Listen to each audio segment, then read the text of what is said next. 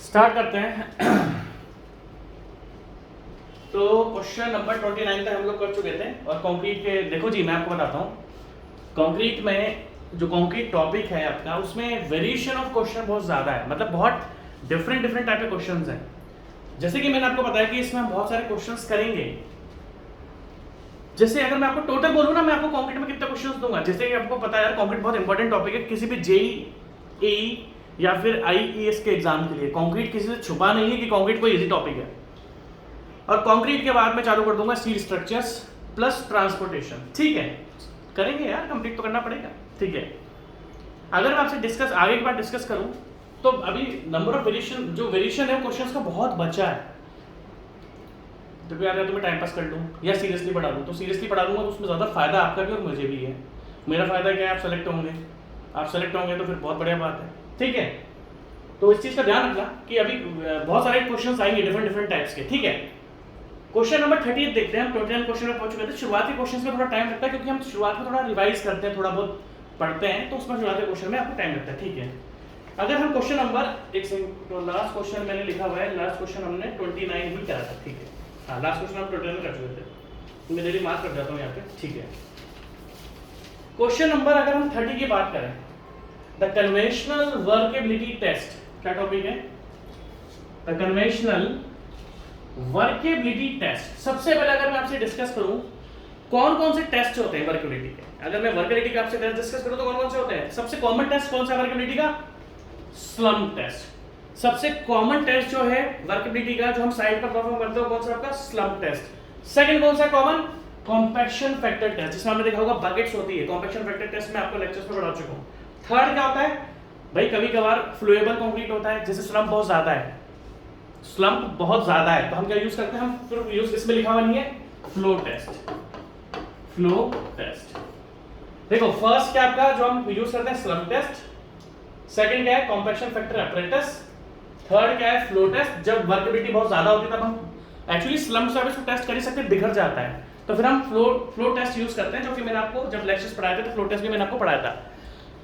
Fourth कौन सा है हमारा? वीबी टेस्ट। वीबी टेस्ट अभी एक क्वेश्चन में हमने डिस्कस करा था, कौन सा आपका? वीबी टेस्ट। और फिफ्थ टेस्ट की अगर मैं आपसे बात करूं तो कैली बॉल टेस्ट।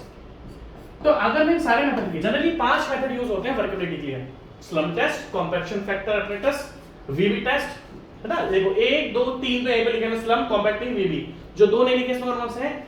फ्लो टेस्ट और आपका क्या? कैली बॉल टेस्ट। अगर मैं इन पांचों मेथड की बात करूं ना, तो पांचों मेथड जो है आपका क्या देते हैं? आपका वर्केबिलिटी देते हैं। पांचों के पांचों मेथड आपका वर्केबिलिटी देते हैं। तो इसके क्वेश्चन में क्या पूछा था? Conventional workability test like 5 are termed single point test. Single point test का मतलब क्या है कि भाई साहब ये आपकी किस चीज की वैल्यू देते हैं? सारे के सारे टेस्ट किसकी वैल्यू देते हैं? वर्केबिलिटी की देते हैं। सारे के सारे टेस्ट किसकी वैल्यू देते हैं? वर्केबिलिटी की वैल्यू देते हैं। ठीक है, तो इन्होंने यही लिखा हुआ है। ऑप्शन ए देखते हैं, they measure one parameter of workability, जो कि बिल्कुल सही बात है। सारे के सारे पैरामीटर्स क्या डिटरमाइन करते हैं? Workability. They are conducted at one place, बिल्कुल सही बात है। जैसे मैं आपको एग्जांपल देता हूं, they are conducted at one place. कुछ दिनों पहले मैंने रोड बनवाई थी, तो रोड में हम सबग्रेड टेस्टिंग कर रहे थे। तो सबग्रेड में मैंने क्या करा? कोर से सैंपल ले लिया। कोर मेथड होता है सैंपल निकालने का, सबग्रेड का मैंने कोर से सैंपल निकाल लिया। अब जो इंपॉर्टेंट पैरामीटर्स होते हैं लाइक बल्क डेंसिटी, तो आप साइट पर फाइंड कर सकते हो। मेरी बात थोड़ा ध्यान से देखना। सबग्रेड ऑफ रोड की अगर मैं बात करूं तो रोड की जो सबसे बॉटम लेयर होती है वो कौन सी होती है? आपकी सबग्रेड में हमने क्या करा? कॉम्पैक्शन करा। कॉम्पैक्शन निकालने के बाद मैं क्या करूंगा? उसका कॉम्पैक्शन फैक्टर देखूंगा कितना कॉम्पैक्ट हुआ है, 98% हुआ है, 99% हुआ है। तो कॉम्पैक्शन फैक्टर करने के लिए मुझे क्या चाहिए? Optimum moisture content and dry density, maximum dry density, OMC and MDD. तो जब मैंने साइट पर कोर निकाला था ना, तो साइट पर टेस्ट परफॉर्म नहीं होता। अगर आपको सॉइल जो रोड की सबग्रेड उसकी टेस्टिंग करनी है तो आधा काम साइट पर होता है, आधा काम लैब में होता है। तो कहने का मतलब क्या है? बहुत सारे टेस्ट ऐसे होते हैं जो साइट प्लस लैब दोनों में होते हैं, पर ये जितने भी मैंने आपको पांचों मेथड लिखे हैं ये सारे के सारे एक जगह पर कंडक्ट हो जाते हैं। They are conducted at one place, बिल्कुल सही बात है। जितने भी टेस्ट है, सारे टेस्ट मैंने आपको पढ़ाए हैं, सारे के सारे टेस्ट एक जगह पर परफॉर्म हो जाते हैं। इसलिए ऐसा नहीं कि आधा हमें यहाँ पर परफॉर्म करना है, आधा कहीं और परफॉर्म करना पड़ेगा। सी पॉइंट वापस से वही है, each gives complete information about workability, बिल्कुल सही बात है। वर्केबिलिटी के 2 पॉइंट इसमें दे दिए, तीसरा they are related work, so that means कि जितने भी पांचों मेथड है सारे के सारे वर्केबिलिटी के और वर्केबिलिटी की वैल्यू देते हैं। दैट मींस डी ऑप्शन देखते हैं इसका क्या है। डी ऑप्शन है all of the above, no doubt, तीनों ऑप्शन सही है, तो डी ऑप्शन क्या है आपका ऑल ऑफ द अबव, ठीक है। द मोस्ट अप्रोप्रिएट मेथड, सुनो आपने जितने भी आरसीसी के क्वेश्चन करे हैं आज तक, कोई बीम डिजाइन करी है, कोई कॉलम डिजाइन करा है, कोई फाउंडेशन डिजाइन करी है, कोई रिटेनिंग वॉल डिजाइन करी है, कंक्रीट की क्या क्या डिटेल होती है, कंक्रीट की क्या डिटेल, कोई भी अपना आरसीसी का क्वेश्चन, भाई देखो अगर तुम बीएमसी पढ़ रहे हो, तुम अभी बिल्कुल बच्चे तो हो नहीं, और बच्चे जैसे कि मुझसे पहली बार पढ़ रहे हो, जो मेरे को आज कंक्रीट में पढ़ रहा है इसका मतलब है उसने मुझे 1.5 साल से पढ़ा है, 1.5 से 2 साल से पढ़ा है उसने मुझे, जो मुझे कंक्रीट के क्वेश्चंस में पढ़ रहा है। अब यार कोई भी आरसीसी तो अपने बीटेक डिप्लोमा में तो आरसी पढ़ी होगी। एक क्वेश्चन बताता हूँ, जब आरसीसी का क्वेश्चन आता है तो उसमें एक तो कंक्रीट होता है, एक स्टील होता है। स्टील की बात करें तो ग्रेड ऑफ स्टील आती है, ग्रेड ऑफ स्टील क्या आती है, लाइक Fe500। भाई कोई भी आरसीसी का क्वेश्चन करोगे, कुछ भी चीज डिजाइन करोगे, उसमें 2 चीज हमेशा दी हुई होती है, एक होती है ग्रेड ऑफ कंक्रीट और ग्रेड ऑफ स्टील। अब ग्रेड ऑफ कंक्रीट कैसे दी होती है, लाइक M20, M25, M30। अब ये क्वेश्चन देखो, कभी भी जब आप आरसीसी की डिटेल पढ़ोगे या कंक्रीट की डिटेल पढ़ोगे, आरसीसी की डिटेल पढ़ोगे तो कंक्रीट और स्टील की डिटेल्स आपको हमेशा मिलेंगी, ग्रेड ऑफ कंक्रीट क्या है, ग्रेड ऑफ स्टील क्या है। और अगर मैं आपसे पूछूं ओनली कंक्रीट की बात करते हैं तो कंक्रीट में हम डिजाइन करेंगे ग्रेड ऑफ कंक्रीट। अब इसने ये पूछा है सबसे कॉमन मेथड कौन सा है कंक्रीट मिक्स को डिफाइन करने का, इसलिए इस क्वेश्चन में पूछा है, क्वेश्चन क्या है, the most appropriate method to specify the concrete mix. हम लोग कंक्रीट को हमेशा ग्रेड के थ्रू जानते हैं, है ना, grade of concrete, the grade of concrete. इस क्वेश्चन में क्या पूछा कि कंक्रीट को हम सबसे ज्यादा किस चीज से स्पेसिफाई करते हैं, कि अगर हमें डिफरेंट टाइप का कंक्रीट बताना है, लाइक कॉलम का कंक्रीट अलग है, बीम का कंक्रीट अलग है, तो किस चीज से सबसे पहले बताएंगे कि ग्रेड क्या है। तो इस क्वेश्चन में ये पूछा है कि सबसे ज्यादा किससे स्पेसिफाई करते हो, ग्रेड ऑफ कंक्रीट से। इजी क्वेश्चन था, कोई टिपिकल क्वेश्चन तो ये है नहीं, ठीक है। नेक्स्ट क्वेश्चन, नेक्स्ट क्वेश्चन थोड़ा सा ध्यान से देखना, थोड़ा ऊपर कर लिया इसको, एक second. Next question, question number 32 थोड़ा अच्छा क्वेश्चन है। The stress and strain curve of concrete in compression testing machine is obtained by testing the cylindrical specimen under। देखो होता क्या है, हम कंक्रीट का, जैसे हमने स्टील का स्ट्रेस स्ट्रेन कर्व पढ़ा हुआ होता है, ध्यान से देखना भाई मेरे दोस्त, आपको स्टील का स्ट्रेस स्ट्रेन कर्व तो अच्छी तरीके से पता होगा भाई कैसा होता है। ये स्टील का मैंने रफ ऐसे स्ट्रेस स्ट्रेन कर्व बना दिया आपको पता है कंक्रीट का भी स्ट्रेस स्ट्रेन कर्व होता है, जो कि मैंने लेक्चर से पढ़ाया हुआ है, और ये टॉपिक मैंने पढ़ाया हुआ था आरसीसी में, ये मैंने आपका बीएमसी में नहीं पढ़ाया, ये टॉपिक मैंने आपका पढ़ाया है आरसीसी में। अगर मैं आपसे सिंपल सी चीज पूछूं कंक्रीट का मैक्सिमम स्ट्रेन कितना होता है, तो आप बोलोगे सर 0.003। स्ट्रेन किस पे प्लॉट होता है, एक्स एक्सिस पे, और स्ट्रेस देखो स्ट्रेन किस पे प्लॉट करते हो आप, ध्यान से देखना इस क्वेश्चन को, एक्स एक्सिस पे, और स्ट्रेस को किस पे प्लॉट करते हैं, वाई एक्सिस पे स्ट्रेस। अगर मैं कंक्रीट के, अब आप ध्यान से देखना, स्ट्रेस का मतलब क्या होता है, रेट ऑफ लोडिंग, कितना लोड आप लगा रहे हो, किस टाइम पे आप लगा रहे हो, रेट ऑफ लोडिंग। अब आप प्लीज ध्यान से देखना, आपको बहुत ज्यादा ध्यान से देखना पड़ेगा। वैसे मैं ये टॉपिक आरसीसी में पढ़ा चुका हूं, बट आरसीसी आपने रिवाइज नहीं करा होगा तो मैं आपस से बीएमसी में पढ़ा रहा हूं, ठीक है। क्वेश्चन देखो, the stress and strain curve of concrete in compression testing machine is obtained by testing the cylindrical specimen under. इसने कंडीशंस पूछी है, किस कंडीशन में आप इसको टेस्ट करते हो। देखो होता क्या है, हम रेट ऑफ लोडिंग लगा सकते हैं, लाइक शुरुआत में हमने 50 लोड लगाया, फिर 100 लोड लगाया। रेट ऑफ लोडिंग का मतलब क्या है कि जो लोड हम उसके ऊपर लगा रहे हैं वो किस स्पीड से लगा रहे हैं। मैं एक सेकंड में 50, 100, 150, समझ लो लोड को अगर मैं बढ़ाता जाऊंगा तो कंक्रीट क्या, ध्यान से देखना, कंक्रीट का आपको डिफरेंट कर्व्स मिलते हैं कुछ तरीके से, ये इस तरीके से, ये 0.33, ये देखा ध्यान से, ये सेम मान लो कोई M25 ग्रेड है, M25 ग्रेड में भी आपके अलग अलग कर्व्स बन जाएंगे, सेम ग्रेड पर अलग अलग कर्व्स बन जाएंगे, स्ट्रेस स्ट्रेन कर्व कंक्रीट का सेम, आपका सेम ग्रेड है M25, बट आप देखोगे तो इनके बहुत सारे डिफरेंट डिफरेंट कर्व्स बने हुए हैं। अब आपको ध्यान से देखना, ये जितने भी कर्व्स बने हुए हैं ना, जितना भी कंक्रीट के डिफरेंट डिफरेंट कर्व्स हैं, सब में स्ट्रेन क्या है आपका, देखो इधर सब में मैंने स्ट्रेन इधर रोक दिया ना, मैक्सिमम स्ट्रेन कंक्रीट में कितना था 0.003। तो अगर हम बात करें जितने भी सबके बिहेवियर है, सब में स्ट्रेस की वैल्यू चेंज है, मतलब रेट ऑफ लोडिंग की चेंज है, बट सब में स्ट्रेन क्या है, सेम, सबका बिहेवियर भी क्या है, सेम, कर्व एक जैसा बन रहा है। कहने का मतलब क्या है, जो स्ट्रेस स्ट्रेन कर्व होता है ना, इसमें स्ट्रेन हमेशा क्या होता है, कांस्टेंट होता है, और स्ट्रेस क्या होता है, वेरी होता है। बहुत इंपॉर्टेंट क्वेश्चन है, मैं चाहूं तो बहुत इजीली आंसर बता के निकल सकता हूं, बट ऐसे मजा नहीं आता। क्वेश्चन ये लिखा हुआ है कि जो स्ट्रेस स्ट्रेन कर्व होता है उसमें, अब देखो क्या होता है, सबसे पहला ऑप्शन देखो, uniform rate of strain. Uniform का मतलब क्या है, धीरे धीरे बढ़ना। क्या, अब देखो ध्यान से देखना यार, स्ट्रेस स्ट्रेन कर्व में आप जो चेंज करते हो ना, वो ओनली लोड करते हो, दैट मींस स्ट्रेस को चेंज करते हो, आप स्ट्रेन को चेंज नहीं करते। स्ट्रेन तो मैक्सिमम फिक्स है 0.003। इन्होंने लिखा है uniform rate of strain. Uniform का मतलब क्या होता है, पहले 5 बढ़ा, फिर 10 बढ़ा, फिर 15 बढ़ा, फिर 20 बढ़ा। स्ट्रेन, भाई साहब स्ट्रेन नहीं बढ़ता है, हम जो चेंज करते हैं ना स्ट्रेस स्ट्रेन कर्व में, वो लोड करते हैं। यूनिफॉर्म नहीं आएगा। यूनिफॉर्मली का मतलब होता है धीरे धीरे बढ़ना, एक सीक्वेंस में बढ़ना, 0, 10, 20, 30, 40, 50, 60, ये यूनिफॉर्म रेट हो गया। नहीं, स्ट्रेन बढ़ता नहीं है। मतलब हम जो टेस्ट करते हैं इसमें जो हम चेंज करते हैं वो ओनली स्ट्रेस को चेंज करते हैं। Second option, uniform rate of stress, हाँ ये बिल्कुल सही बात है कि स्ट्रेस को हम धीरे धीरे बढ़ाते हैं, ठीक है। Last, constant stress condition, no, constant stress condition नहीं होती, हमें धीरे धीरे स्ट्रेस मतलब लोड को बढ़ाना ही पड़ेगा। और लास्ट में कांस्टेंट रेट स्ट्रेन कंडीशन, बिल्कुल सही बात है, स्ट्रेन हमेशा मैक्सिमम कांस्टेंट होता है, कितना, 0.003, और स्ट्रेस आपका चेंज होता जाता है। तो देखो जनरली दो चीजें हैं, बी और डी। बी और डी में क्या है, देखो अब इसमें बहुत अच्छा मैं आपको ना बहुत आंसर बता सकता था। देखो होता क्या है, स्ट्रेस को मैं चाहूं तो यूनिफॉर्म रख सकता हूं, चाहूं तो यूनिफॉर्म नहीं रख सकता हूं। ये ध्यान से देखना, बहुत अच्छा क्वेश्चन है। स्ट्रेस को चाहूं तो मैं यूनिफॉर्मली बढ़ाऊं, मान लो पहले मैंने 0, 5, 10, 15, 20, 30 बढ़ाया, आगे मैं उसको और 50, 100, तो जो हमारा इंटरवल चला था ना 5 का, लाइक 0, 5 का इंटरवल हो गया, 5 से 10, 5 का इंटरवल हो गया, 10 से 15, 5 का, 50 तक अपन 5 पे है, उसके बाद में उसको आगे और बढ़ा सकता हूँ स्ट्रेस स्ट्रेन कर्व में लोड के लिए।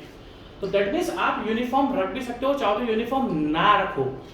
तो ये जो ऑप्शन है ना, यूनिफॉर्म रेट ऑफ स्ट्रेस, ये आधा पोर्शन है, पूरा पोर्शन नहीं है। आप नॉन यूनिफॉर्म भी रख सकते हो, तो इसका मतलब ये भी आपका हो गया कैंसिल। बट आपका स्ट्रेन हमेशा क्या होता है, कांस्टेंट। वो कितना अच्छा क्वेश्चन है। इस क्वेश्चन का अगर मैं आपको आंसर बता के रख दूं तो बिल्कुल बच्चा वाला क्वेश्चन है, बट मेरी आदत ऐसी है नहीं कि मैं बिना एक्सप्लेन करे क्वेश्चन को बता दूंगा, क्योंकि ये चीज आपको सिलेक्शन करवाएंगे यार, ठीक है। Next question, as compared to the static. देखो स्टैटिक और डायनामिक, आपको सिंपल तरीके से पता है स्टैटिक और डायनामिक में फर्क क्या मतलब होता है। स्टैटिक डायनामिक का, स्टैटिक का मतलब क्या होता है, स्टैटिक का मतलब क्या होता है, 0 से P। अगर हम स्टैटिक लोड की बात करें, स्टैटिक लोड क्या होता है, 0 से P। और डायनामिक लोड का मतलब क्या होता है, अगर मैं आपसे पूछूं डायनामिक लोड का मतलब क्या होता है कि डायरेक्ट आपने P फोर्स लगा दिया। और हम तो जैसे मैंने आपको बहुत अच्छा एग्जांपल बताया, स्टैटिक डायनामिक का मतलब जैसे हमारे गर्मियों में हम फैन चलाते हैं या कूलर चलाते हैं, तो पहले हम गर्मी में जैसे बारिश आने लग जाती है तो मतलब ठंडा मौसम हो जाता है, तो पहले 1 पर फैन चलाते हैं, गर्मी से ठंड आती है, पहले 1 पर फैन चलाया, फिर 2 पर, 3 पर, 4 पर, 5 पर, तो ये धीरे धीरे आप जो लोड का इंक्रीज करा इसको बोलते हैं स्टैटिक। अब आपने क्या करा, गर्मी में आप डायरेक्टली 5 पर फैन चला देते हो, उसको बोलते हैं डायनामिक। क्वेश्चन देखना, as compared to the static test, the dynamic test on concrete gives. अगर आप ध्यान से देखोगे तो ऑप्शंस में दे रखा है पॉइजन रेशियो, ऑप्शंस में दे रखा हुआ है पॉइजन रेशियो। अगर आपसे पॉइजन रेशियो की बात करूं तो कंक्रीट का पहली बात तो आप ये बताओ मुझे, पॉइजन रेशियो होता क्या है भैया, lateral strain upon lateral strain upon longitudinal strain. अगर हम पॉइजन रेशियो की बात करें तो उसका फॉर्मूला क्या होता है, लेटरल स्ट्रेन, लेटरल मतलब उसके एरिया में जो चेंज होता है, lateral strain upon longitudinal strain, longitudinal strain. Lateral, जैसे मान लो ये सिलेंड्रिकल बार है, अगर मैं इस पर कोई फोर्स लगाऊंगा तो इसकी डायमीटर पर भी चेंज होगा और इसकी लेंथ पर भी चेंज होगा। तो जब हम किसी पर फोर्स लगाते हैं, किसी भी सिलेंड्रिकल शाफ्ट पर या किसी भी सिलेंड्रिकल कंक्रीट पर या सिलेंड्रिकल सैंपल पर, तो इसके जो एरिया है इसकी एरिया पर भी चेंज होगा। तो जो एरिया पर चेंज होता है उसको बोलते हैं लेटरल स्ट्रेन, और जो लेंथ में चेंज होता है उसको बोलते हैं लॉन्गिट्यूडनल स्ट्रेन। एक क्वेश्चन और बन सकता है, कंक्रीट का एवरेज पॉइजन रेशियो कितना होता है, 0.25 से 0.40, 0.25 से 0.40। ये जैसे स्टील का है ना 0.25 से 0.33, वैसे मैंने आपको ये भी बता रखा है 0.25 किस में आता है, पॉइंट स्टील में जनरली अगर अपन देखें तो 0.25 से 0.33 पॉइजन रेशियो होता है। अगर हम कंक्रीट का पॉइजन रेशियो देखें तो कितना होता है 0.25 से लेकर 0.40। क्वेश्चन क्या है, क्वेश्चन ये नहीं है। सबसे पहले हमने क्या पढ़ा, स्टैटिक लोड और डायनामिक लोड क्या होता है। आप धीरे धीरे इंक्रीज करोगे पी फोर्स तक और आप डायरेक्ट फोर्स लगा दोगे पी, तो स्टैटिक और डायनामिक होता है। दूसरा क्वेश्चन है पॉइजन रेशियो पढ़ा था। पॉइजन रेशियो में देखा लेटरल स्ट्रेन अपन लॉन्गिट्यूडनल स्ट्रेन, हमने यहां से देखा लेटरल स्ट्रेन क्या होता है, लॉन्गिट्यूडनल स्ट्रेन क्या होता है।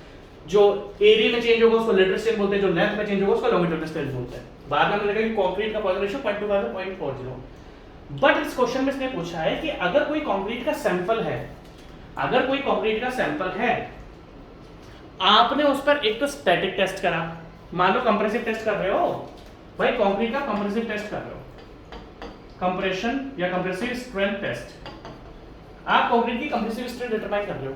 एक तो आपने धीरे धीरे फोर्स लगाया, उसको हम बोलते हैं स्टैटिक। एक आपने एकदम से डायनामिक फोर्स लगा दिया, तो होता क्या है, डायनामिक फोर्स में क्या होता है, लेटरल स्ट्रेन आपका ज्यादा आता है।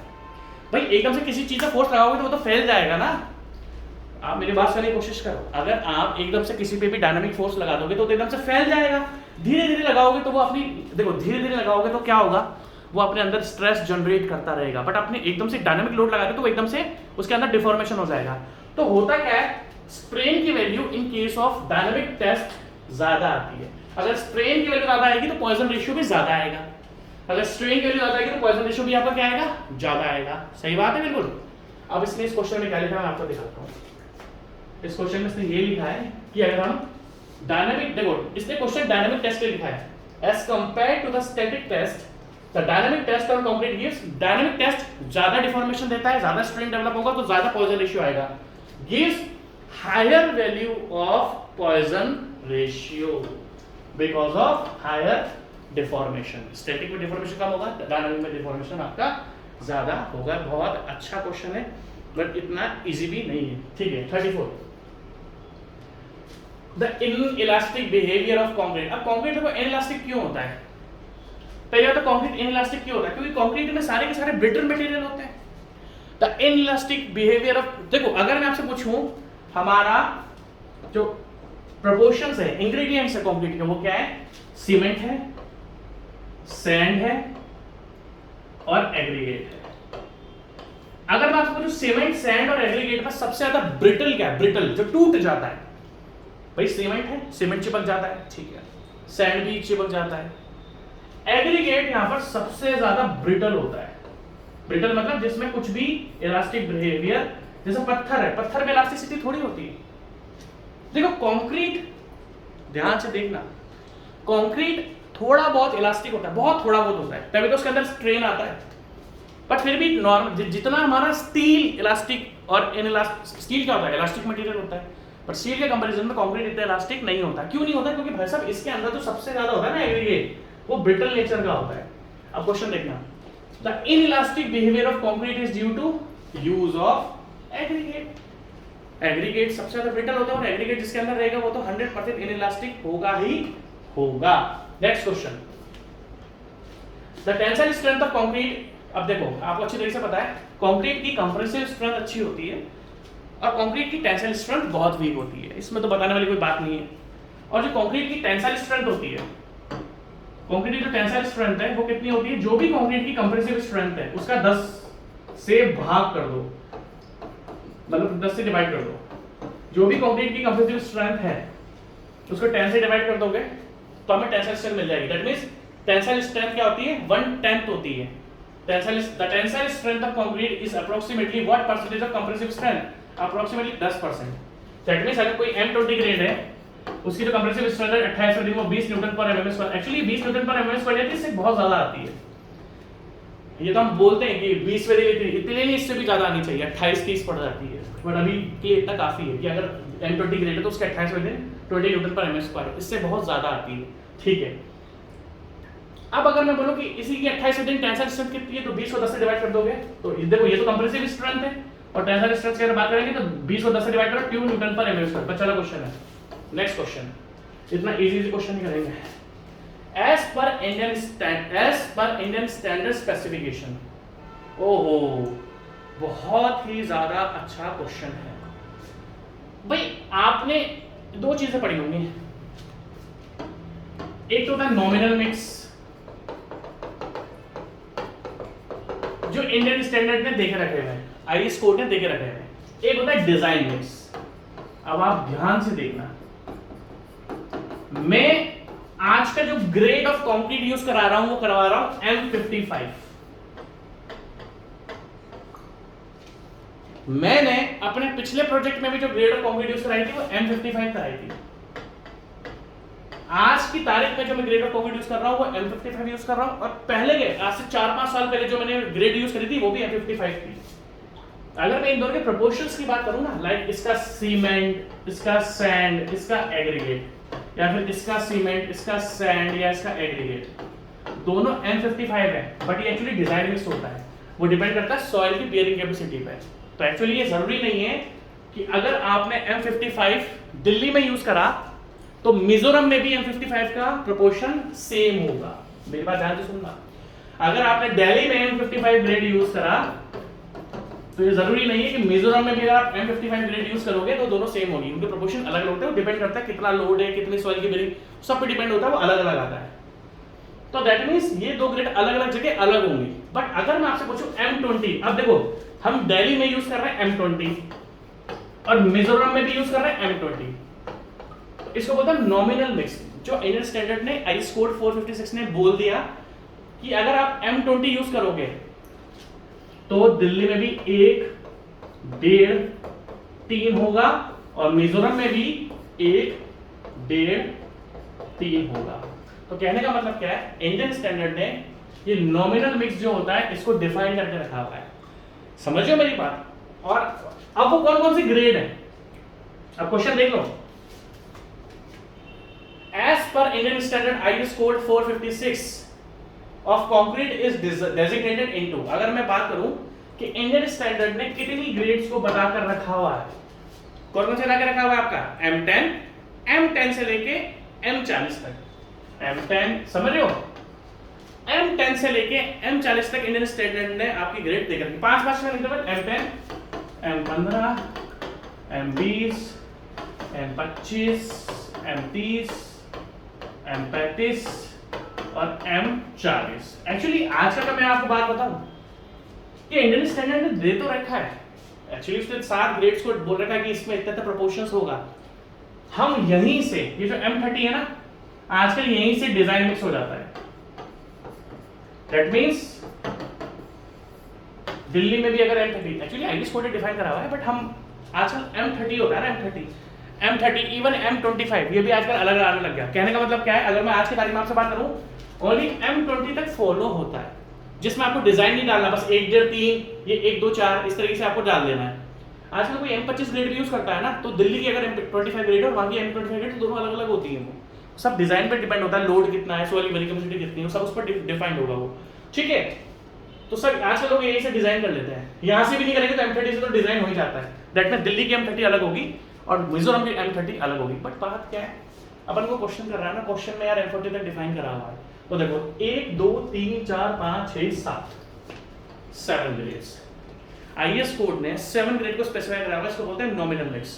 दैट मींस इसकी जो ग्रेड्स हैं वो इस तरीके से आएंगी जिसमें आपको डिजाइनिंग की जरूरत नहीं पड़ेगी। अब पूछा थोड़ा पानी पी लो यार, आप चाहो तो लिख लो इसको, एक सेकंड वेट करो। Next question, for compressive strength determination. देखो होता क्या है, मेरी साइड पर कंक्रीट आता है। अब हमारा कंक्रीट क्या आता है, casting batching sheet, batching plant से आता है ना, बैचिंग प्लांट से आता है। दैट मींस जो जैसे मेरी जो साइट है वहाँ पर हम आप देख, जहाँ पर हम काम करते हैं ना, वहाँ पर कंक्रीट प्रिपेयर नहीं होता। हम बड़े बड़े प्रोजेक्ट्स पे काम करते हैं, उस पर ग्रेड्स भी बहुत ज़्यादा होती है, तो उसका अलग से एक बैचिंग प्लांट होता है। तो जब हमारे पास टीएम्स आते हैं, ट्रांजिट मिक्सचर्स जो आते हैं टीएम्स, तो हम कंक्रीट को चेक करते हैं। कंक्रीट के क्या क्या मैं चेक करता हूँ, टेम्परेचर चेक कर लेता हूँ, टेम्परेचर कितना है, क्योंकि टेम्परेचर अगर ज़्यादा आ गया तो दैट मींस उसका सेटिंग चालू हो चुका है। टेम्परेचर चेक कर लिया, स्लम चेक कर लिया। तीसरा मैं एक और चीज़ करता हूँ भाई, अगर मैं बोलूँ स्लम, मैं क्या क्या चेक करता हूँ साइट पर जो कंक्रीट आता है, सबसे पहले स्लम क्या क्या चेक करता हूँ। दूसरा उसका टाइम ऑफ डिस्पैच। भाई मान लो किसी का इनिशियल सेटिंग टाइम आपका आधे घंटे का है, इनिशियल सेटिंग टाइम देखो मैं बताऊं, टाइम ऑफ डिस्पैच क्या होता है? इनिशियल सेटिंग टाइम 30 मिनट का है, और आपके पास जहां से बेचिंग प्लांट से जो कंक्रीट निकला वो निकला था दिन के 3 बजे, और आपके पास आ रहा है वो शाम के 8 बजे। तो 3 से 8 में कितना डिफरेंस हो गया? 5 घंटे का। अरे भाई जब कंक्रीट का इनिशियल सेटिंग टाइम ही आधा घंटे का है, तो तुम कंक्रीट को 5 घंटे बाद थोड़ी डाल दोगे, क्योंकि उसमें तो सेटिंग स्टार्ट होगी, उसमें तो सेटिंग स्टार्ट होगी। तो एक्चुअली स्लम चेक कर लिया, टाइम ऑफ डिस्पैच जरूर देखा जाता है कि टीएम कब निकला था। आपकी साइट पर जरूरी नहीं कि हर जगह 30 मिनट टाइम होता है, 1 घंटा भी होता है। कंक्रीट पे एडमिक्सचर्स ऐड करके उसको रिटायर्ड कर देते हैं, है ना, ताकि स्ट्रेंथ भी नहीं हो। वो लंबी कहानी आप जाओ उस पर, मेरे को तो पता है, आपको बताऊंगा तो फिर टाइम लग जाएगा बहुत ज्यादा। तो बेचिंग प्लांट से कंक्रीट पर टाइम ऑफ डिस्पैच स्लम देख लिया, टेम्परेचर देख लिया। लास्ट में क्या होता है, आप कराते हो उसमें क्यूब सैंपल्स कलेक्शन। भाई जो कंक्रीट मेरे पास आया है, मान लो मैं M55 ग्रेड करवा रहा हूं, अब बेचिंग प्लांट ने बोला कि भाई साहब हम जो आपके पास कंक्रीट भेज रहे हैं वो M55 भेज रहे हैं। मैं बोलूंगा मैं कैसे मानूं? भाई आप बेचिंग प्लांट वाले बोलेंगे कि सर जो हमने आपको कंक्रीट भेजा है ना वो M55 भेजा है। मैं बोलूंगा भाई मैं कैसे मानूं कि तुमने M55 भेजा है, क्या पता तुमने M45 भेज दिया। तो इसका क्योंकि हमारे पास क्या बेड शीट आती है, मतलब जहां से कंक्रीट आता है, कंक्रीट के साथ एक पेपर होता है, पेपर में सब लिखा रहता है ग्रेड ऑफ कंक्रीट। बट मैं बोलता हूं मैं पेपर्स पे नहीं मानूंगा क्या ग्रेड है, तो हम क्या करते हैं, हम उसके लेते हैं क्यूब साइड पर, हम क्यूब्स लेते हैं साइड पर। 150 mm के जो क्यूब्स होते हैं ना उनको भरा जाता है, हम क्या लेते हैं साइड पर क्यूब्स। तो कंक्रीट का क्या चेक कर लिया, टेम्परेचर देख लिया, स्लम देख लिया, टाइम ऑफ डिस्पैच देख लिया। लास्ट में इसको चेक करने के बाद हम साइड पर भरवाते हैं क्यूब्स। अब ध्यान से देखना, मान लो जो मैं कॉलम कंस्ट्रक्ट कर रहा हूं, जो कॉलम कास्टिंग कर रहा हूं मैं, उसमें 45 क्यूबिक मीटर कंक्रीट डालना है। बहुत अच्छा टीचर हूं मैं, बताऊं क्यों? क्योंकि मैं साइट पर काम कराता हूं। साइट पर जो काम कराता है ना उसकी नॉलेज का टक्कर जो मेरे से साथ दूसरा होगा, मैं ऐसा नहीं कि मैं साइट पर हूं तो जो भी साइट पर होगा और जो पढ़ाता होगा ना उसकी नॉलेज हमेशा ज्यादा होगी, क्योंकि हम यार सारा काम खुद करवाते हैं। और कौन बेवकूफ बोलता है कि जो आप बुक्स में पढ़ते हो वो साइट पर काम नहीं आता? जो आप बुक्स में पढ़ते हो साइट पर बिल्कुल काम आता है। डिपेंड्स कि आप सिविल इंजीनियरिंग की जॉब कर रहे हो, अब तुम सिविल की करके आईटी की जॉब करोगे तो थोड़ी आएगा काम में। ध्यान से देखना, मान लो मैं जो कॉलम कास्ट करवा रहा हूं वो 45 क्यूबिक मीटर का है, तो मैं कितने क्यूब्स भरूंगा? For compressive strength determination the minimum number of cubes required in a sample. अब आप ध्यान से देखना, बहुत इंपॉर्टेंट टॉपिक है ये। दो चीजें होती हैं सैंपल, एक सैंपल में 3 क्यूब्स आते हैं, एक सैंपल में 3 क्यूब्स आते हैं। अब ध्यान से देखना, मुझे कंक्रीट कितना पोर करना है? 45 क्यूबिक मीटर। पहले तो क्वेश्चन देखो, for compressive strength determination of the minimum number of cubes required in a sample. इसने बस ये पूछा है कि एक सैंपल में कितने क्यूब होते हैं। भाई साहब एक सैंपल में 3 क्यूब होते हैं, एक सैंपल में 3 क्यूब्स होते हैं। अब मैं पूछ रहा हूं कि मैं 45 क्यूबिक मीटर कंक्रीट कर रहा हूं। अब आप मुझे ये बताओ कि 45 क्यूबिक मीटर कंक्रीट अगर मैं कर रहा हूं तो कितने क्यूब्स भरूंगा? इसका बहुत सिंपल सा फंडा आईएएस कोड में देख रखा है। क्या? अगर 1 से 5 क्यूबिक मीटर कर रहे हो तो एक सैंपल ले लो, ध्यान से देखना। 6 से 15 कर रहे हो, ये बहुत इंपॉर्टेंट है, 2 सैंपल ले लो। और आपको एक चीज ध्यान रखनी है, क्या? 1 सैंपल मींस 3 क्यूब। जो 150 mm के हैं वो 3 क्यूब आप भरोगे, 3 क्यूब आपको मिनिमम भरने पड़ेंगे। ठीक है, अभी हम कहां तक आए? 6 से 15 तक अब हम चुके हैं। अब आपका क्या है? 16 से 30 क्यूबिक मीटर, 3 सैंपल्स। अभी आप ध्यान से देखना, आपको मजा आएगा। ये काम हम डेली यार साइट पर करते हैं, तो हमें तो डेली इन चीजों को, ये हमारी चीजें रट चुकी होती है। ठीक है, और लास्ट में आएगा आपका 31 से 50, इसमें 4 सैंपल्स। अभी मैं आपको ये बताता हूं कितना कंक्रीट है अपने पास। 45 cubic metre, 45 cubic metre concrete है। अब देखो 45 किसके रेंज में आ रहा है? 31 से 50 की। 4 सैंपल मींस, 4 सैंपल का मतलब क्या होता है? 4 सैंपल मींस 4 into 3 क्यूब्स, क्योंकि एक सैंपल में कितने क्यूब होते हैं? एक सैंपल में 3 क्यूब होते हैं। तो दैट मींस अगर मैं 45 क्यूबिक मीटर कंक्रीट को पोर करवा रहा हूं, मतलब उसकी कास्टिंग करवा रहा हूं बाय यूजिंग कंक्रीट, तो मुझे 12 क्यूब्स लेने पड़ेंगे। अभी जो 12 क्यूब्स होते हैं ना, इसकी हम अलग अलग दिन पर स्ट्रेंथ डिटरमाइन करते हैं। ये जो 12 क्यूब आ गया आपके पास, आपने इन्हीं 12 क्यूब में से 7th डे डिटरमाइन कर ली, 14th डे कर ली, 21 डे कर ली, 28 डे कर ली। ये जो 12 क्यूब्स होते हैं ना, इनका ऐसा नहीं कि सारे के सारे 28वें दिन ही तोड़े जाते हैं। 28वें दिन कंक्रीट डिटर्मिनेशन नहीं होता इसका। 12 क्यूब से कुछ क्यूब आपने 7वें दिन में ले लिए, कुछ 28 दिन में ले लिए, कुछ 14 दिन में ले लिए, कुछ 21वें दिन में ले लिए। अब क्वेश्चन पता है क्या है, मान लो सर 150 क्यूबिक मीटर कंक्रीट आप करवा रहे हो, आप 150 क्यूबिक मीटर करवा रहे हो। अब सर इसमें आप कितने क्यूब लोगे, इधर आओ। 31 से 50 में कितने सैंपल है, 31 से 50 में 4 सैंपल है। 4 सैंपल का मतलब क्या होता है सर, 4 सैंपल का मतलब है आपका 12 क्यूब।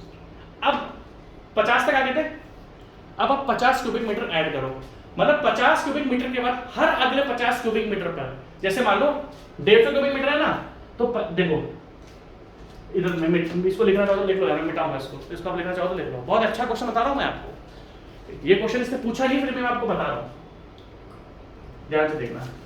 150 क्यूबिक मीटर का हम 50 क्यूबिक मीटर तक 4 सैंपल ले चुके थे।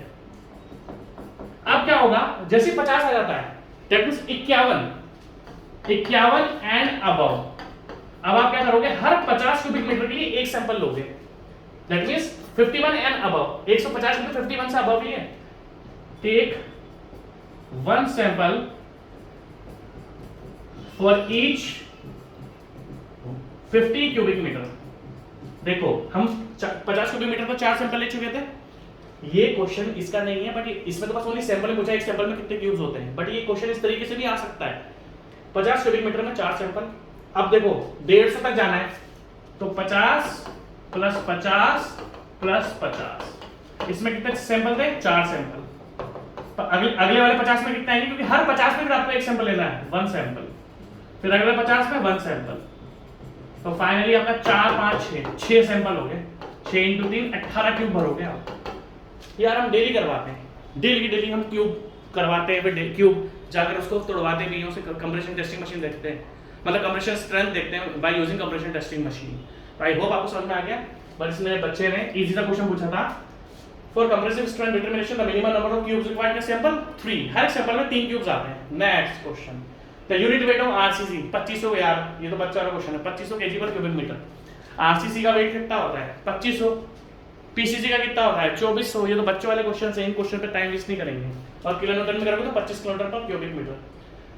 Which of the following does not react with concrete. Actually देखो अल्कोहल एक ऐसी चीज होती है जो कंक्रीट के साथ react, which one of the following does not react with concrete. Alcohol जो होता है ना आपका, अल्कोहल एक ऐसा लिक्विड है जो आपका कंक्रीट के साथ रिएक्ट नहीं होता। अगर आप इसके चारों के ऑप्शन देखो तो ऑप्शन देखो क्या क्या है, सीवेज वाटर, सल्फ्यूरिक एसिड। देखो सल्फर तो रिएक्ट करता है कंक्रीट के साथ, सल्फेट्स रिएक्ट करते हैं, सल्फेट्स तो आपका डैमेज भी कर देते हैं। वेजिटेबल ऑयल कोई इंपॉर्टेंट नहीं है, आपको बस ये ध्यान रखना है कि अल्कोहल आपका सबसे इंपॉर्टेंट है जो कि रिएक्ट बिल्कुल भी कंक्रीट के साथ नहीं करता। नेक्स्ट क्वेश्चन इतना अच्छा है ना कि आप लोग इसको बस टाइम पास करके निकाल देते हो, आप लोग इसको बस टाइम पास करके निकाल देते हो। Presence of algae in concrete. Algae तो आप जानते हो एल्गाई क्या होती है। देखो एल्गाई किसकी वजह से आती है, अगर हम पूछें कि एल्गाई किसकी वजह से आती है तो एल्गाई हमेशा पानी की वजह से आती है। अब इस क्वेश्चन को इतने टाइम पास तरीके से पढ़ोगे ना कि आपको ध्यान नहीं आएगा। देखो होता क्या है, अगर कोई ये पूछे कि पानी के लिए जो कंक्रीट हम पानी हम कंक्रीट में यूज करते हैं, जो कंक्रीट हम पानी में यूज करते हैं वो पानी कैसा चाहिए, बस अब ड्रिंकिंग वाटर होना चाहिए। ड्रिंकिंग वाटर, जो पानी हम कंक्रीट में मिक्स करने के लिए यूज करते हैं वो कौन सा पानी होना चाहिए, ड्रिंकिंग वाटर। अब ध्यान से देखना, तो जो भी वाटर आप यूज कर रहे हो अगर उसमें इंप्यूरिटीज हुई तो वो कंक्रीट को बहुत तरीके से डैमेज करता है। उसमें से एक कमी क्या है, पानी की वजह से। अगर पानी में आपकी एल्गाई है तो उसमें क्या होगा, presence of algae in concrete. Concrete में अगर आपका एल्गाई है तो पानी की वजह से होता है तो इंप्यूरिटीज में आ जाता है। ठीक है, सबसे पहली बात सॉल्ट। अगर पानी में सॉल्ट प्रेजेंट हुआ तो वो कंक्रीट की स्ट्रेंथ 10% से 30% तक रिड्यूस कर देता है।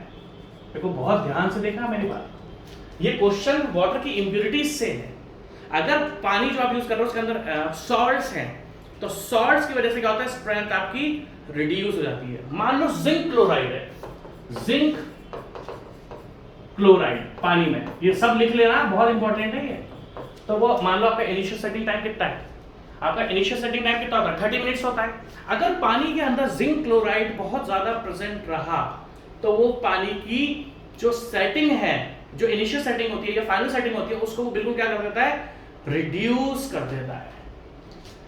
और जो आपका कंक्रीट की स्ट्रेंथ आनी चाहिए ना 2-3 दिनों में, वो 2 से 3 दिन तक की स्ट्रेंथ को भी अफेक्ट कर देता है। दैट मींस अब ध्यान से देखना, जो पानी आप यूज कर रहे हो कंक्रीट के लिए, अगर उसमें सॉल्ट हुआ तो कंप्रेसिव स्ट्रेंथ घट जाएगी 10% से 30%। अगर जिंक क्लोराइड हुआ तो एक तो रिड्यूसेस इनिशियल सेटिंग टाइम, मतलब इलोंगेट, लंबा कर देता है, इनिशियल सेटिंग टाइम को लंबा कर देता है, 2-3 दिन तक स्ट्रेंथ आपको मिलेगी नहीं। फिर तीसरा, अगर मान लो सॉल्ट प्रेजेंट है, सॉल्ट्स, तो क्या आता है, efflorescence, white patches, white patches बन जाएंगे। अगर आपका, ध्यान से देखना, जो पानी आप कंक्रीट के लिए यूज कर रहे हो उसमें अगर सॉल्ट्स हुए या क्लोराइड्स हुए, क्या हुआ, सॉल्ट हो गए या क्लोराइड्स हो गए, तो उसमें क्या होगा, आपका एफ्लोरेसेंस आ जाएगा सॉल्ट्स एंड क्लोराइड्स में। साथ में लिखता हूं, अगर सॉल्ट एंड क्लोराइड्स हुए, क्लोराइड्स, तो कंक्रीट के अंदर क्या आता है, एफ्लोरेसेंस आता है, डैम्पनेस, कंक्रीट गीला गीला रहता है, मतलब बहुत दिन तक गीला गीला रहेगा। और जो भी स्टील है आपका, जो आप आरसीसी यूज कर रहे हो, उसमें स्टील में कोरोजन हो जाएगा, उसमें स्टील में क्या आ जाएगा, कोरोजन हो जाएगा। अब क्वेश्चन को ध्यान से देखो, presence of algae in concrete. अभी तक तो मैंने आपको 1 2 3 पॉइंट बताया ना, अब मेरा एल्गाई भी यूज होगा। अगर आप पानी जो यूज कर रहे हो, डी पॉइंट है मेरा, अगर आप पानी जो यूज कर रहे हो उसमें एल्गाई हुआ, तो देखो ए बी सी डी, अगर एल्गाई हुआ, reduces bond between aggregate and cement paste. अगर पानी के अंदर एल्गाई होता है, देखो कितना अच्छा क्वेश्चन है, मैं चाहता तो आपको उसका डायरेक्ट आंसर बता देता, मुझे भी तो टाइम पे कराना है ना, पर यार एक एक क्वेश्चन में दम होता है, जब तक ये क्वेश्चन नहीं समझोगे ना तब तक ये आंसर्स याद नहीं रहेंगे। जब तक ये क्वेश्चन जो मैं आपको पढ़ा रहा हूं ये, तो जब तक आपको क्वेश्चंस बिल्कुल भी याद नहीं रहेंगे। अब आंसर पे आ जाओ। Presence of algae in concrete reduces bond between aggregates and cement paste, reduces it's, देखो ध्यान से, इसने जब भी डी आपका आंसर देके रखा हुआ है ना, आपको हमेशा ये देखना कि दूसरे क्या है, presence of algae in concrete, क्योंकि मेरे को जो मेजर पॉइंट है इसका क्या है, reduces it's bond strength. But क्या होता है कि अब इसने जैसे डी दे दिया ना, तो फिर मुझे अगले क्वेश्चंस पे भी देखना पड़ेगा। क्या, अब देखो ध्यान से, reduces its strength, no doubt, अगर एल्गाई आ जाएगा, अगर वो बॉन्ड ही कंप्लीट करे, जब वो बॉन्ड ही नहीं बन पाएगा तो उनके बीच में वॉइड्स आ जाएंगे। भाई क्या होता है, बॉन्ड नहीं बन पाता है, फिर इनके बीच में वॉइड्स आ जाते हैं। अगर आपका एल्गाई प्रेजेंट रहा तो वॉइड्स आ जाएंगे, तो स्ट्रेंथ घटेगी, साथ में एयर भी एंटर हो जाएगी, क्योंकि एल्गाई से इनका, मान लो ये एग्रीगेट है, ये सीमेंट पेस्ट है, इन दोनों का बॉन्ड बना था, वो बॉन्ड ही नहीं बन पाएगा, तो इनके बीच में वॉइड्स आ जाएंगे, वॉइड्स आ जाएंगे तो एयर घुस जाएगी, तो स्ट्रेंथ रिड्यूस हो जाएगी। तो नो डाउट, अब आप जल्दी लिखो, और इसमें ऑल ऑफ द अबव दिया है जो इसका आंसर है, क्योंकि ऊपर के 3 बिल्कुल सही है, लिख लो यार, बहुत अच्छे क्वेश्चन है। एक क्वेश्चन को पढ़ाने में टाइम लगता है, बट पढ़ाएंगे ऐसा कि फिर आप याद रखोगे सब क्या पढ़ाया आपने। ऐसे क्वेश्चंस लोग 1-1 सेकंड में निकाल देते हैं, अपना काम नहीं है 1 सेकंड निकालने का।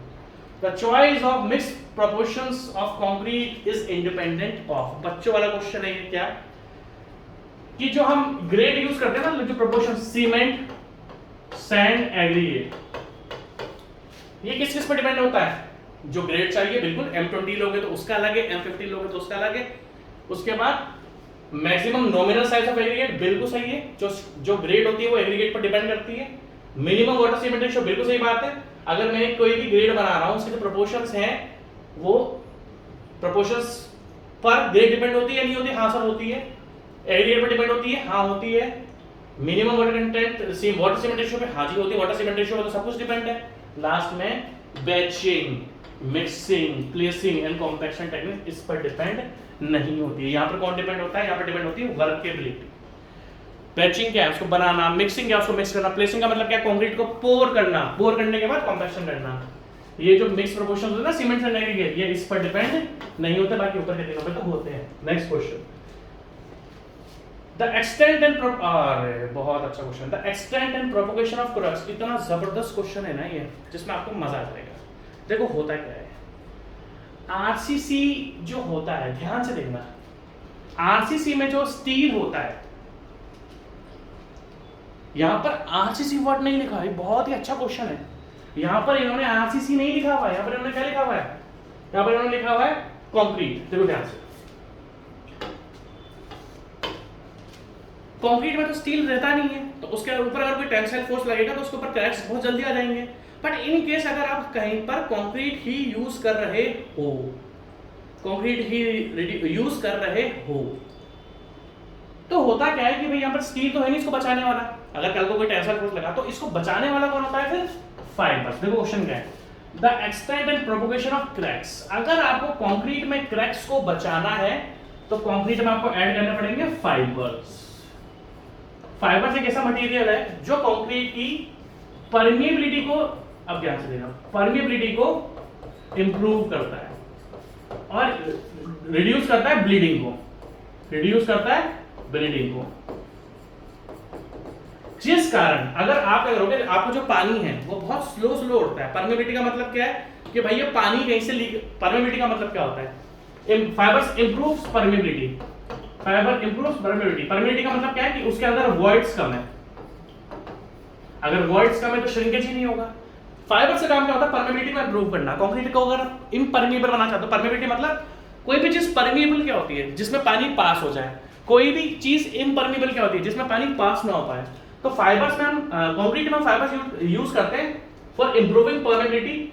इंप्रूविंग परमिएबिलिटी होती है तो ब्लीडिंग, जो आपका पानी जो है वो कभी भी अलग नहीं होगा। ब्लीडिंग क्या होता है, और उसके बाद अगर आपकी परमिएबिलिटी, अगर आपने परमिएबिलिटी को इंप्रूव कर दिया, मतलब इम्परमिएबल बना दिया, तो उसके बीच में वॉइड्स नहीं होंगे, वॉइड्स नहीं होंगे तो श्रिंकेज नहीं होगा, श्रिंकेज नहीं होगा तो क्रैक्स नहीं होंगे। बहुत अच्छे क्वेश्चन है, अगर इनको नहीं पढ़ोगे तो क्वेश्चन से हो नहीं पाएंगे यार। और मैं आपको जेई और एई के लिए पढ़ाता हूँ, ये ध्यान रखना, एई में ऐसे क्वेश्चन से आते हैं, आपको ये चीज ध्यान रखनी पड़ेगी, ठीक है। Light wait concrete is used, देखो होता क्या है मैं बताता हूँ, what is light weight concrete. अगर आपने डिस्कस करो लाइट वेट कॉन्क्रीट क्या होता है, अगर हम लोग डिस्कस करें लाइट वेट कॉन्क्रीट क्या है, तो आप बोलोगे सर लाइट वेट कॉन्क्रीट पढ़ाया तो था अपने लेक्चर्स में, बट सर अभी ध्यान में नहीं आ रहा। देखो लाइट वेट कॉन्क्रीट क्या होता है, जो हल्का होता है, मतलब इसकी जो, जैसे अगर मैं आपको जो कंक्रीट की डेंसिटी क्या है, तो आप बोलोगे 2400 kg पर क्यूबिक मीटर। अगर मैं लाइट वेट कंक्रीट की बात करूं ना, इसकी जो डेंसिटी होती है वो होती है 1440 से लेके 1800 kg पर क्यूबिक मीटर। अगर कहीं पर भी लाइट वेट कंक्रीट लिखा हुआ है तो याद रखना उसकी डेंसिटी कभी भी 2400 kg पर क्यूबिक मीटर नहीं होगी। एक क्वेश्चन तो यही बन जाता है कि लाइट वेट कंक्रीट की डेंसिटी कितनी होती है, 1440 kg क्यूबिक मीटर से 1800 kg। ये होता क्या है, हमारा जो घर आजकल बन रहा है उसका क्या काम है, घर कैसे बनता है, घर पर जो टोटल लोड होता है, आप जो घर बना रहे हो अपना या बिल्डिंग बन रही है, उसमें सारा का सारा लोड किस पे जाता है, कॉलम्स एंड बीम्स पर, कॉलम बीम्स एंड फाउंडेशन। आजकल सारा का सारा जो लोड है वो कॉलम बीम और फाउंडेशन पर जा रहा है। और बीच में हम क्या यूज करते हैं, ब्रिक्स यूज करते हैं। अगर हम घर बना रहे हैं तो ब्रिक्स यूज करेंगे, मॉल बना रहे हैं तो भी ब्रिक्स यूज करेंगे। अब होता क्या है, ब्रिक्स में लोड थोड़ी लगता है यार, ब्रिक्स में लोड थोड़ी लगता है, वो तो पार्टीशन वॉल के लिए काम आता है। दीवार किसके लिए होती है, पार्टीशन वॉल है। अगर एक घर में 4 कमरे देने हैं तो पार्टीशन वॉल। अब ध्यान से देखना, ये light weight concrete generally use होता है फॉर पार्टीशन वॉल। अब इसका फायदा बताता हूं मैं आपको, पार्टीशन वॉल। सबसे पहली बात आप बोलोगे सर इसकी डेंसिटी कम कैसे होती है, क्योंकि भाई साहब इसमें जो एग्रीगेट आप यूज करते हो ना कंक्रीट में, इसमें वो वाले एग्रीगेट यूज नहीं करे जाते हैं। इसमें एक मटेरियल है आपका क्या, शेल, SHAL, शेल, क्ले। इनको जैसे ब्रिक्स नहीं बनती, ब्रिक्स बनती है ना जैसे भट्टी में, वैसे ही शेल और क्ले को करके एग्रीगेट्स बनाए जाते हैं। एक्चुअली इसमें लफड़ा क्या लाइट वेट कंक्रीट में, इसमें प्रॉपर एग्रीगेट्स जो हम नॉर्मल कंक्रीट में यूज करते हैं वो एग्रीगेट यूज नहीं करते हैं। हम क्या यूज करते हैं, हम शेल और क्ले यूज करते हैं, हल्के एग्रीगेट्स होते हैं।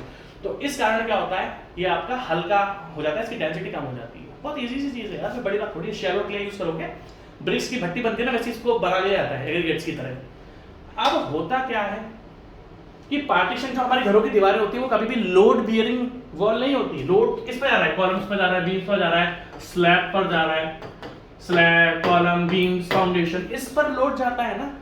बीच की जो ब्रिक वॉल होती है उस पर लोड नहीं जाता है। तो हम ब्रिक वॉल का जो रिप्लेसमेंट है उसको हम करते हैं by using light weight concrete. अब आप बोलोगे सर इसका फायदा क्या है? इसका फायदा भाई साहब ये है, ये गर्मी से बचाता है, गर्मी से बचाएगा, गर्मी से बचाएगा, ये इंसुलेशन, ये हीट से बचाता है आपको। दैट मीन्स अगर आप आपके घर की दीवारों को अगर लाइट वेट कंक्रीट से रिप्लेस कर दोगे तो जितनी गर्मी आपके घर में लगती है without fan, without cooler, without AC, फिर आपको गर्मी कम लगेगी। Insulation of wall, heat insulation use होता है for heat, insulation of heat, simple सा है, बहुत इजी सा है। तो लिख लो क्योंकि ये चीज़ आपके पास लिखी हुई नहीं है और ये चीज़ें बहुत इंपॉर्टेंट है। देखो मैं तो ये सोचता हूँ कि यार एक दिन में 30 क्वेश्चन कराऊं, बट एक क्वेश्चन को समझाने में इतना टाइम लग जाता है यार। मैं डायरेक्ट आंसर नहीं बता सकता आपको, मेरे बस की नहीं है डायरेक्ट आंसर बताइए। मेरा ज़मीर है ना वो बोलता नहीं कि डायरेक्ट। हाँ जो छोटे छोटे क्वेश्चन है जैसे M20 के प्रोपोर्शंस क्या होते हैं, तो ऐसे क्वेश्चंस को तो हम कर सकते हैं, बट ऐसे क्वेश्चन को हम नहीं कर सकते। ठीक है। Light weight concrete is used for reducing improving the thermal insulation. Thermal मतलब गर्मी से बचने के लिए हम लाइट एक्चुअली क्या करते हैं, गर्मी से बचने के लिए अगर हम ब्रिक वॉल को, देखो कॉलम बीम तो आप नॉर्मल कंक्रीट का ही बनाओगे ना, उसमें तो लोड लगेगा। लाइट वेट कंक्रीट हमेशा कहाँ यूज करोगे? जहां पर लोड नहीं लग रहा उसके ऊपर और आपको गर्मी से बचना है, for improving the thermal insulation. तो 43 आंसर कितना है? बी। मैं आपको शुरुआत में देखो अभी कंक्रीट के क्वेश्चंस हैं, मैं टाइम पास नहीं कर सकता। मैं कह रहा हूं आज जो क्वेश्चन मैं कराऊंगा आने वाले 10 साल में इसी से क्वेश्चन आने वाले हैं। आने के 10 साल जो क्वेश्चन मैं आज करा रहा हूं ना, आगे जो 10 साल तक एग्जाम सब इसमें आएंगे। और आज कौन सा एग्जाम कब अपना रंग रूप चेंज कर दे भाई साहब कुछ नहीं पता आज का। और आप बिलीव करोगे सारे जेई क्वेश्चन नहीं है, ये जेई में आया हुआ क्वेश्चन है भाई साहब, ये जेई में आया हुआ क्वेश्चन। मैं आपको गारंटेड बोल रहा हूं, अभी तक मैं आपको जेई के क्वेश्चंस करा रहा हूं, मैं तो अभी एई के क्वेश्चंस पे भी नहीं आया। मैं आपको अभी तक जितने भी क्वेश्चंस मैंने कराए हैं वो सारे के सारे जेई लेवल के क्वेश्चन हैं, या तो वो जेई एग्जाम्स में आ चुके हैं या जेई लेवल के क्वेश्चंस हैं। एक भी अभी तक मैंने आपको ए लेवल का क्वेश्चन नहीं कराया, एक भी नहीं कराया मैंने अभी तक आपको। आप सोचो अभी आपको लग रहा होगा सर अभी हमने तो इतना कंक्रीट पढ़ लिया सर, आपने 18-20 लेक्चर भी हमें कंक्रीट के दे दिए, फिर भी सर हमसे क्वेश्चन नहीं बन रहे। भाई साहब तभी तो क्वेश्चंस कराता हूं मैं आपको थ्योरी कितनी भी डिटेल पढ़ा दूं, अगर जब तक मैं आपको क्वेश्चंस प्रैक्टिस नहीं कराऊंगा तो आपको फिर काम नहीं चलेगा। यही तो फंडा होता है एग्जाम निकालने का। नेक्स्ट क्वेश्चन, प्यास लगने लगी वापस से यार, चलो एक तो क्वेश्चन कर लेते हैं। Light weight aggregate are produced by. अब देखो लाइट वेट एग्रीगेट, जैसे लाइट वेट जो कंक्रीट होता है उसमें क्या होता है आपका लाइट वेट एग्रीगेट होता है। मैंने आपको क्या बताया? क्ले शेल, क्ले शेल कहने लिखा, ठीक है, बाय यूजिंग फ्लाई, साथ में फ्लाई ऐश से भी ये बनता है। जैसे फ्लाई ऐश ब्रिक्स होती है ना, fly ash bricks, fly ash bricks 30 fly ash bricks जो होती है आपकी, भाई फ्लाई ऐश क्या होती है? जो हमारा जो जैसे हमारा जो मेरा होम टाउन है कोटा, वहां पर क्या है? कोटा थर्मल पावर प्लांट, वहां पर बिजली का प्रोडक्शन होता है, तो वहां पर जो बाय प्रोडक्ट होता है बिजली प्रोडक्शन में बचता है फ्लाई ऐश। वैसे फ्लाई ऐश मैं आपको पढ़ा चुका हूं।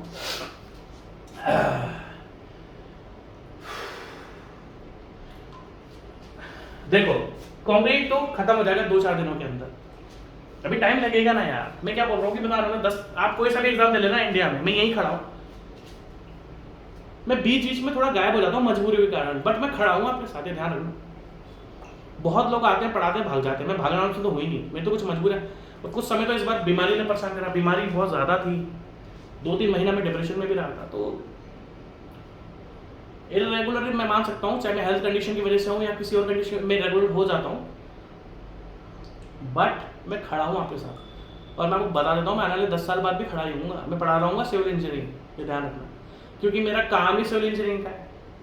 मैं चाहूँ ना, आज मैं आपको बहुत अच्छा बताता हूँ, मैं अगर आज चाहूँ ना, देखो मैं NIT से पास आउट हूँ, और जब मैं NIT में गया था तो बहुत कम सीट्स हुआ करती थी, ओनली 6000 सीट्स थी ऑल ओवर इंडिया में, और IT की 3500। जिस दौरान मेरा एडमिशन है ना NIT में, तब ओनली 6000 सीट्स होती थी NIT की, 6-6,500, और 3-3,500 IT की, तो टोटल इंडिया में 9000 सीट्स होती थी IT और NIT में लगे। और आज की तारीख में कितने वो आप खुद देख लो। तो मेरे पास एक बहुत अच्छी डिग्री है जिससे मैं IIT या AIEEE मतलब आईटी लेवल पे पढ़ा सकता हूँ या स्टेट के जो भी एग्जाम्स होते हैं ना। फिर भी मैं आईटी, मुझे पता है कि आईटी में पढ़ाऊंगा तो मुझे लोग फॉलो करने वाले बहुत मिल जाएंगे, क्योंकि मेरे पास डिग्री भी अच्छी है, मेरे पास एक्सपीरियंस भी अच्छा, बट फिर भी मैं सिविल ही पढ़ाऊंगा। सिविल से जब फ्री हो जाऊंगा तब मैं आईटी पढ़ाऊंगा, बट अभी सिविल से फ्री होने में तो बहुत टाइम लगने वाला है, तो सिविल जब फ्री होंगे तब हम आईटी पढ़ेंगे, अभी नहीं पढ़ेंगे मैं आईटी बिल्कुल भी। ठीक है, आगे क्वेश्चन। तो lightweight aggregate produce by clay, shale and fly ash. Answer भी टिक कर देना इसका, इजी क्वेश्चन है। Next question, shotcrete. What is shotcrete? बताता हूं मैं आपको। मोटार में क्या होता है? Cement plus sand. कंक्रीट में क्या होता है? सीमेंट, सैंड प्लस, अब ध्यान से देखना, किसको मैं कर रहा हूं? Shotcrete. Shotcrete, cement plus sand plus very less force aggregate, very less force aggregate, मतलब फोर्स एग्रीगेट ना के बराबर होता है इसमें। या तो मोटार हो सीमेंट प्लस सैंड, या फिर कोर्स एग्रीगेट बहुत छोटे छोटे होते हैं और बहुत कम होते हैं। जब अगर आप ऐसा कंक्रीट प्रिपेयर कर रहे हो, जब आप ऐसा कंक्रीट प्रिपेयर कर रहे हो जिसमें एग्रीगेट ना के बराबर है या फिर बहुत छोटे छोटे एग्रीगेट्स हैं, तो क्या होता है? गन होती है, गन, जिसको हम बोलते हैं गनटिंग। गनटिंग और शॉटक्रीट दोनों सेम है। एक गन होती है, एक पंप होता है, उसके अंदर जो टीएम्स आते हैं, जो ट्रांजिट मिक्सचर आते हैं, जो कंक्रीट इसमें आता है, वो कंक्रीट क्या करता है? उस पंप के अंदर कंक्रीट गिराता रहता है। एक गन, जैसे कार नहीं धोते लोग, अच्छा हो गया, कार वाले क्या करते हैं? जो कार वॉश करते हो क्या करते हैं? उनके पास एक नोजल होता है, नोजल होता है ना, नोजल से वो कार वॉश ऐसे ऐसे करते हैं। भाई हम तो अपनी कार कपड़ा लगा के, मैं एक्चुअली आजकल तो धुलवाता ही हूँ, पहले तो क्या करते थे, अपना वो लिया, शैम्पू लिया, एक कपड़ा लिया, पहले शैम्पू लगा देता था गाड़ी में पूरा, फिर बाल्टी में पानी भर के मैं ही धोता था। आजकल तो लड़का लगा है, लड़का धोता है। तो अगर आप किसी सर्विस सेंटर पे जाओगे तो क्या करेंगे? उनके पास एक नोजल, एक पाइप होता है, एक नोजल होता है, नोजल से वो कार को वॉश करते हैं। उससे क्या होता है? उसके अंदर जो चीजें चिपकी हुई होती है, डस्ट इंप्यूरिटीज, वो सब निकल जाती है। इसी तरीके से आपने देखा ही होगा ना, कार वॉश कैसे करते हैं? पाइप होता है, पाइप से फुचकारी मारते हैं, वो पिचकारी की तरह होती है वो। इसी तरीके से क्या होता है? उसी नोजल, उसी पंप को यूज करके कंक्रीट को, जैसे दीवार है, अब ध्यान से देखना, एक दीवार है, दीवार में बहुत टिपिकल रीइंफोर्समेंट है, बहुत स्पेसिंग बहुत कम है ना, कोई ऐसी जगह देखो, जनरली अगर आप बोलोगे सर शॉर्टकट यूज कहां पर होता है? कर्व्ड मेंबर्स, कर्व्ड मेंबर्स जिस पर ज्यादा लोड नहीं लगेगा, जिस पर ज्यादा लोड नहीं लगेगा, बट उसका रीइंफोर्समेंट बहुत टिपिकल है। लाइक कर्व्ड मेंबर जो होते हैं उसका आपका रीइंफोर्समेंट क्या होता है? बहुत टिपिकल होता है। ठीक है, या आपका कोई दीवार है बिल्कुल सीधी, shotcrete guarantee use for curved members, vertical wall, vertical wall बिल्कुल सीधी खड़ी हुई है, उसमें आपको ज्यादा स्ट्रेंथ नहीं चाहिए, बट उसमें रीइंफोर्समेंट बहुत टिपिकल है। तो क्या होता है? एक गन ली जाती है जिसको हम बोलते हैं गनेटिंग। उस गन से क्या होता है? कंक्रीट निकलता है, और जैसे हम कार वॉश करते हैं ना, वैसे कंक्रीट निकलता रहता है, ऐसे करके पूरी दीवार में कंक्रीट आपका फिल हो जाता है, पोर हो जाता है।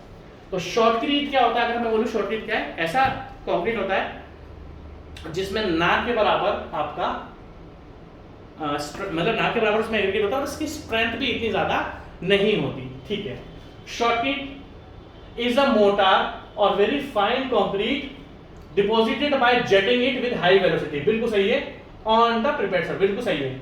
ये मैंने क्या बोला? तो मोटार, देखो आप ध्यान से, मैंने मोटार भी लिखा हुआ है आपके सामने, और मैंने आपके सामने कंक्रीट भी लिखा हुआ है, बट कंक्रीट ऐसा लिखा हुआ है जिसमें बहुत कम फोर्स एग्रीगेट होता है, तो फर्स्ट ऑप्शन बिल्कुल सही है।